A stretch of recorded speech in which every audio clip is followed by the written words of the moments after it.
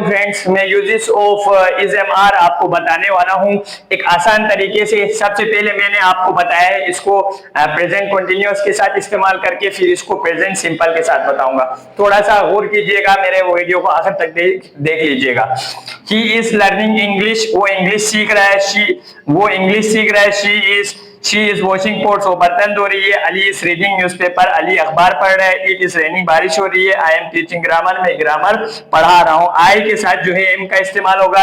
ही, she, Ali और it के साथ इसका इस्तेमाल होगा।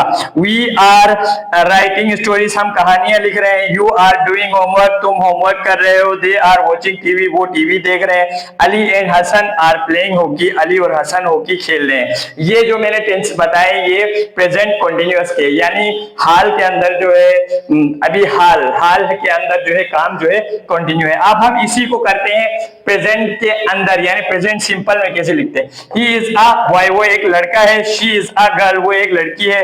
Ali is an intelligent boy, Ali एक ज़हीन लड़का है। It is a clever fox, ये एक चालाक लोमड़ी है।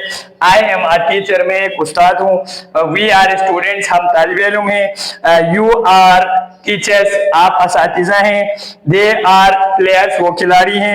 Ali and Hasan are friends, Ali और हसन दोस्त हैं। अगर मेरा ये लेक्चर पसंद आया तो मेरे चैनल को लाइक करें और सब्सक्राइब करें और अपने फ्रेंड्स में शेयर करें। शुक्रिया।